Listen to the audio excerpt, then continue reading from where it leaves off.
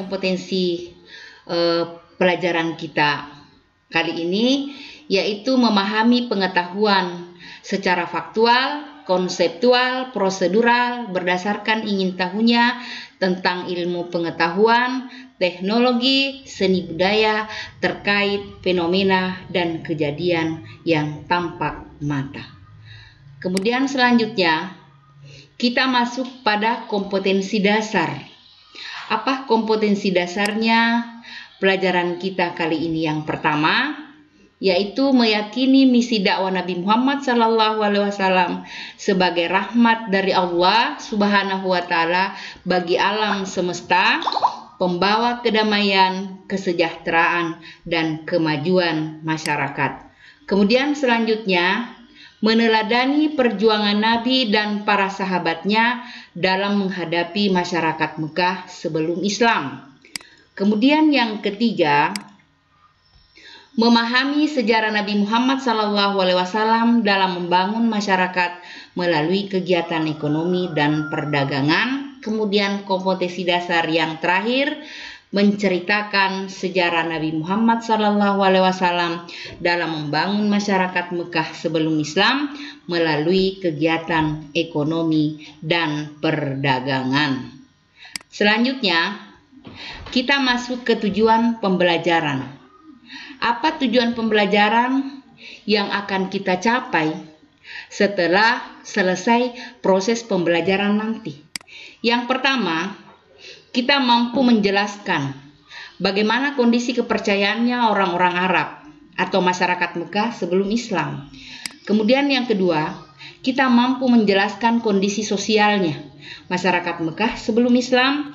Kemudian yang ketiga, kita mampu menjelaskan kondisi ekonominya masyarakat Mekah sebelum Islam. Dan yang terakhir, kita mampu menjelaskan kondisi politiknya masyarakat Mekah sebelum Islam. Jadi inilah 4 tujuan yang akan kita capai pada pertemuan kita kali ini. Selanjutnya,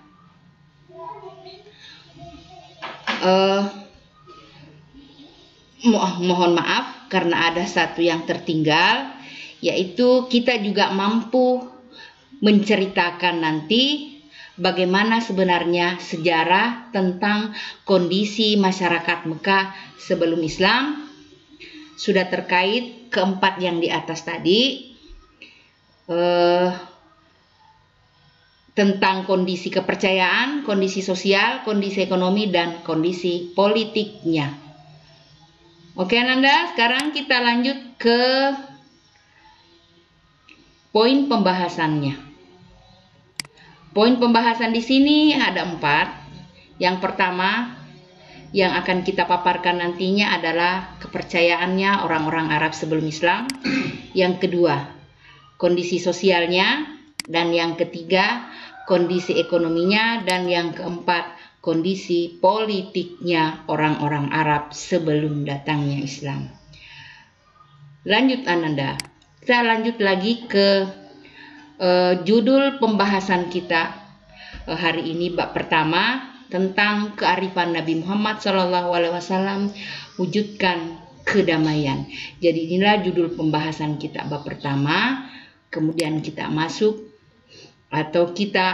ke pemaparan pertama.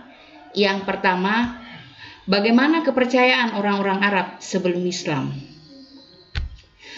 Jadi sebelum datangnya Islam, orang-orang Mekah itu dikenal dengan sebutan penduduk jahiliyah. Jahiliyah artinya di sini adalah bodoh. Tapi mereka itu bukan bodoh dari segi intelektual, tapi mereka itu dipandang bodoh dari segi perilaku. Ya, dari aspek agama, sosial, ekonomi, dan politik. Dari aspek agama, mereka menyembah berhala. Berhala itu disembah berada di sekitar Ka'bah. Nah, di samping mereka menyembah berhala, ternyata ada juga yang menyembah malaikat, jin, ruh, dan hantu. Kenapa mereka menyembah semua ini? Karena dia menganggap bahwa inilah nanti yang akan menjadi perantara untuk bertemu dengan Tuhan. Inilah pemahamannya yang salah. Karena dia menganggap bahwa kalau kita mau bertemu dengan Tuhan, mau berbicara dengan Tuhan harus melalui perantara. Ada perantara malaikat, perantara jin, perantara ruh, bahkan perantara hantu. Dan yang lebih parahnya lagi, mereka menganggap bahwa benda seperti berhala yang tidak memiliki nyawa, benda mati, dianggap bisa menjadi perantara untuk bertemu dengan Tuhan. Inilah yang menyebabkan sehingga dari aspek kepercayaan atau dari segi aspek agama, mereka dianggap sebagai penduduk atau masyarakat yang masih memiliki kebodohan dari segi kepercayaan, karena dia menganggap bahwa berhala itu bisa menjadi perantara untuk bertemu dengan Tuhan. Sedangkan berhala itu dia sendiri yang membuatnya, dia sendiri yang yang memproduksinya. Kemudian selanjutnya kita masuk ke kondisi sosialnya. Bagaimana kondisi sosialnya orang-orang Arab sebelum datangnya Islam? Orang-orang Arab sebenarnya sebelum datang Islam memiliki juga karakter positif, seperti pemberani, pola hidup sederhana, ramah, loyal terhadap pemimpin, bahkan dia termasuk ahli syair. Tetapi karakter positif ini dia juga memiliki karakter negatif, dan karakter negatif inilah yang ditonjolkan, seperti minum minuman khamar, mabuk, berzina, berjudi, merampok, dan sebagainya. Sehingga karakter positif yang dimiliki ini terkikis sedikit demi sedikit, karena karakter negatif inilah yang dia tonjolkan.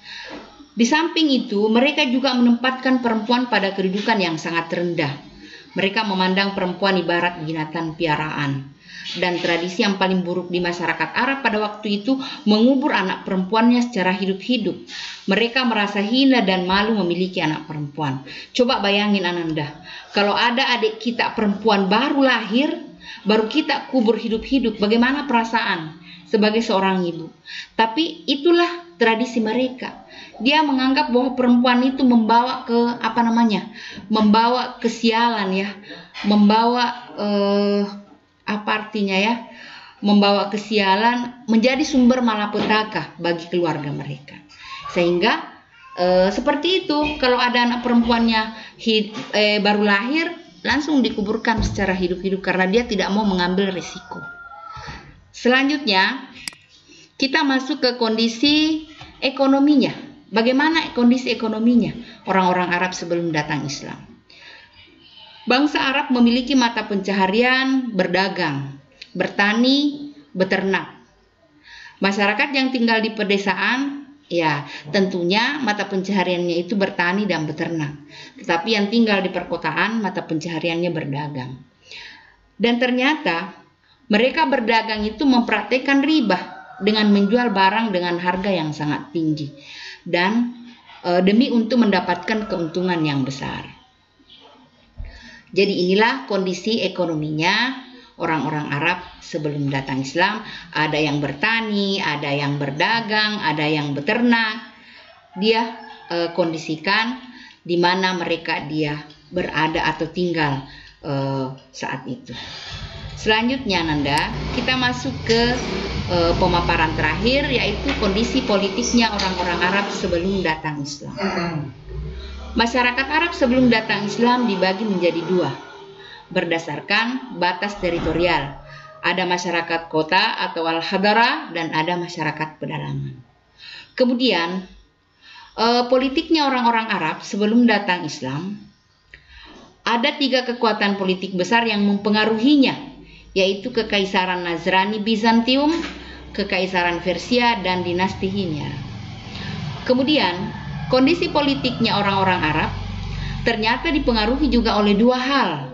Yang pertama ada interaksi dunia Arab, dan yang kedua ada persaingan antar agama. Masyarakat Arab pada saat itu terdiri dari beberapa suku. Dan ternyata mereka memiliki rasa cinta yang berlebihan terhadap sukunya, sehingga tidak jarang terjadi peperangan antar suku, dan inilah yang menjadi kebiasaan buruk mereka. Orang-orang Arab sebelum datang Islam itu kebiasaannya berperang. Jadi kalau ada masalah, langsung angkat senjata. Tidak ada negosiasi. Tidak ada istilahnya atur damai. Yang jelasnya kalau ada persoalan langsung angkat perang, langsung angkat senjata untuk berperang.